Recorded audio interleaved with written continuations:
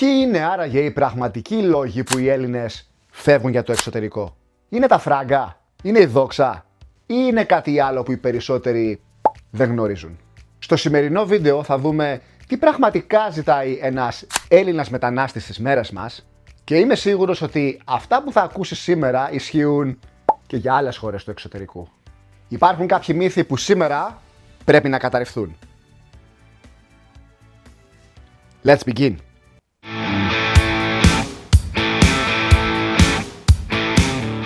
Είμαι ο Διονύσης ή όπως με φωνάζουν εδώ κάτω, Ντένις. Και καλώς ήρθατε στο κανάλι Greeks Down Under. Ζω και εργάζομαι στο Σίδνεϊ της Αυστραλίας τα τελευταία 14 χρόνια. Εδώ θα βρεις αληθινές εμπειρίες, χρήσιμες συμβουλές και πρακτικές πληροφορίες για τη ζωή μακριά από την Ελλάδα.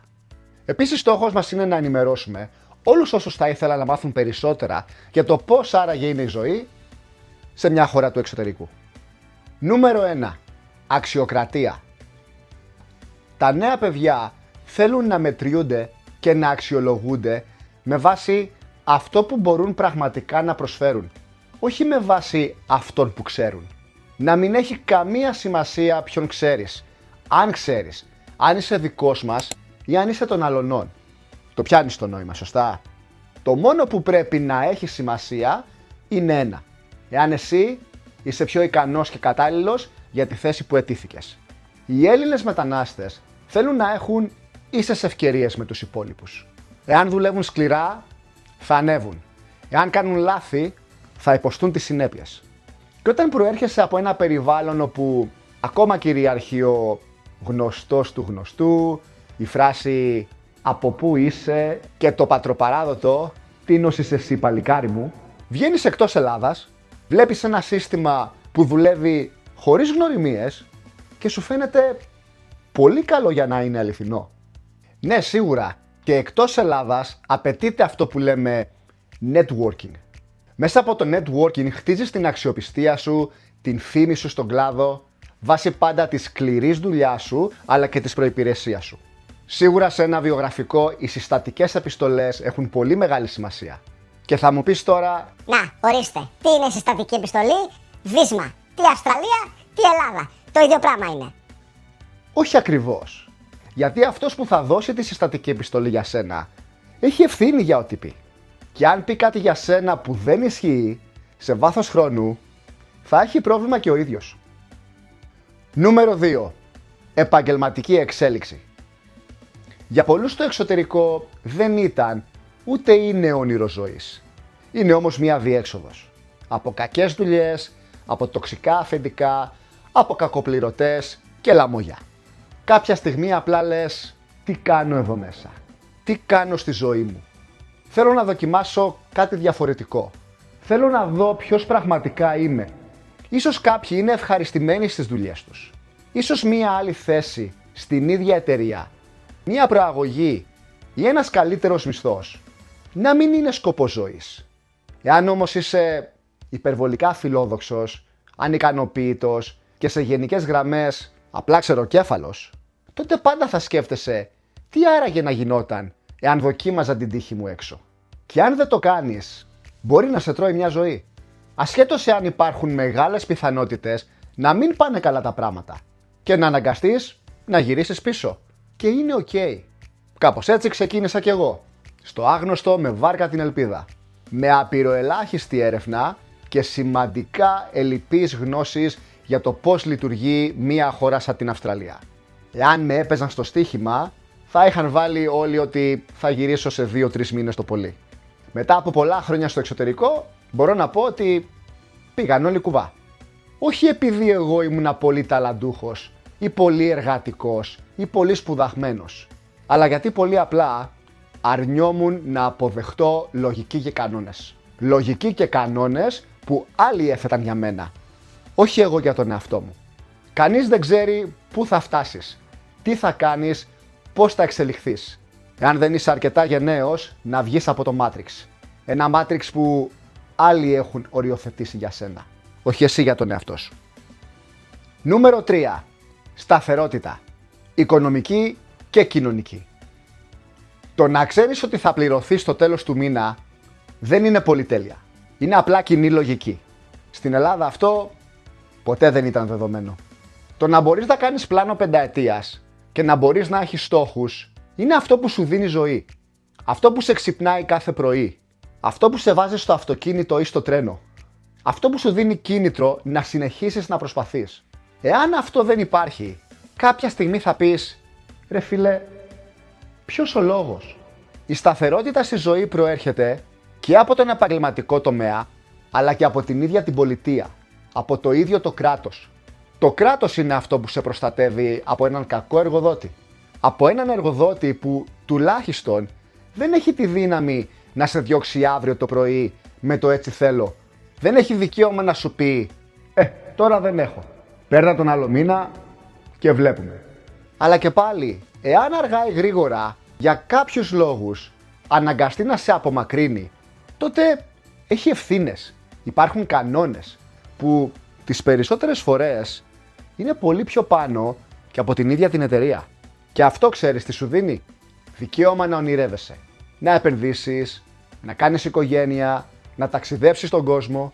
Πώς αλλάζει η ζωή σου εάν δεν εξαρτάσαι από το πώς ξύπνησε το αφεντικό σου το πρωί? Και εκτός από όλα αυτά, σε βάθος χρόνου, έχεις και τη δυνατότητα να κάνεις την δική σου επιχείρηση και να γίνεις το αφεντικό του εαυτού σου. Και εκεί, ένα οργανωμένο κράτος είναι σύμμαχός σου, όχι εχθρός σου. Νούμερο 4. Οικογένεια. Νομίζω ότι αυτός είναι ο απότερος σκοπός για όλους μας. Οι περισσότερες χώρες του εξωτερικού βοηθούν τις νέες οικογένειες. Στην Αυστραλία που μένω εγώ, υπάρχει αν μη τι άλλο ένα σύστημα από πίσω, το οποίο λειτουργεί με δεδομένο ότι και οι δύο γονείς δουλεύουν. Να μιλήσουμε για παιδικούς σταθμούς. Πρώτα απ' όλα, όλοι είναι ιδιωτικοί. Αλλά οι πληρωμές είναι με βάση τα εισοδήματα και τα οικονομικά του εκάστοτε ζευγαριού. Εάν είσαι πλούσιος, πληρώνεις πολλά. Εάν είσαι φτωχός, πληρώνεις λίγα. Επίσης, οι παιδικοί σταθμοί είναι ανοιχτοί από τις 7 το πρωί έως τις 6 το απόγευμα. Οπότε εδώ μπορείς να κάνεις οικογένεια και ας δουλεύεις. Και ας μην έχεις πεθερικά να σου κρατήσουν τα παιδιά. Άρα δεν υπάρχουν δικαιολογίες όπως δεν έχω λεφτά ή δεν έχω κάποιον να κρατήσει το παιδί όσο εγώ δουλεύω.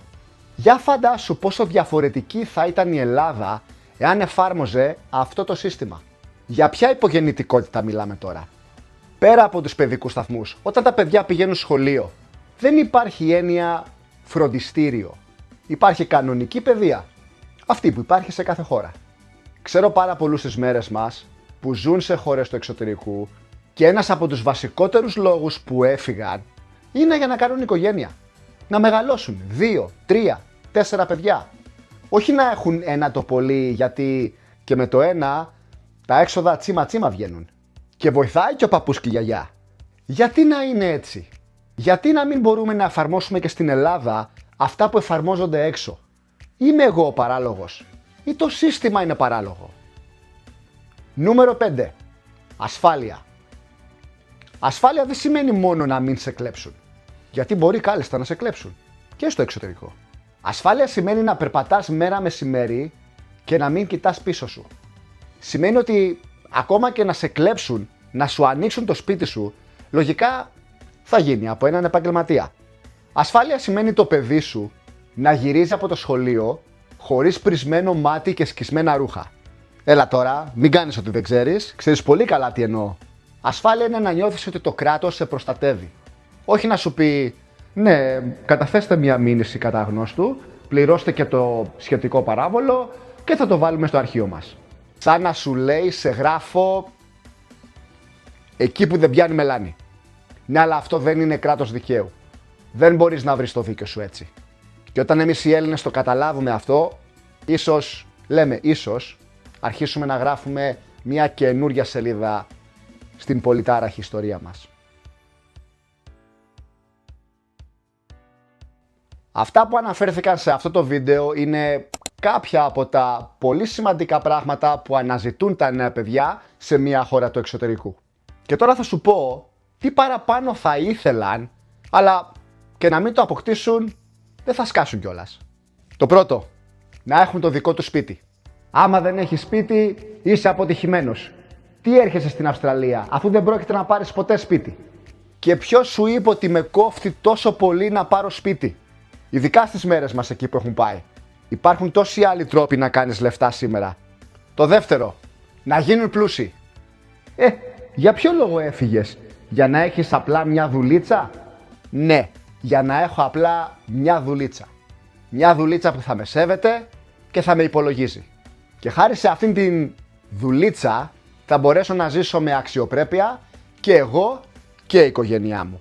Οπότε για να απαντήσω σε κάποιους που λένε ότι φύγαμε για τα φράγκα, όχι. Δεν φύγαμε για τα φράγκα. Δεν είναι ούτε το ακριβό σπίτι που δεν έχουμε, ούτε το ακριβό αυτοκίνητο που δεν έχουμε επίσης, ούτε διακοπές στο Ντουμπάι που δεν θα πάμε ποτέ. Είναι όλα αυτά τα απλά και μικρά στην καθημερινότητά σου. Που όσο μικρά και αν φαίνονται, αυτά είναι που κάνουν τη μεγάλη διαφορά. Σκέφτεσαι κάποια στιγμή να δοκιμάσεις την τύχη σου στην Αυστραλία ή σε κάποια άλλη χώρα του εξωτερικού? Ποιος ο λόγος που έφυγες από την Ελλάδα? Είσαι ευτυχισμένος εκεί που είσαι? Είτε είσαι στην Ελλάδα, είτε στην Αυστραλία, είτε σε κάποια άλλη χώρα του εξωτερικού, εάν βρήκες το βίντεο ενδιαφέρον, please like and subscribe για να μην χάσεις τα επόμενα βίντεο που έρχονται. Επίσης, κάνε ένα σχόλιο. Θετικό, αρνητικό, δεν έχει καμία σημασία. Απλά σε τον αλγόριθμο του YouTube να κάνει αυτό που πραγματικά ξέρει. Μείνε συντονισμένος και τα λέμε την επόμενη φορά. See ya.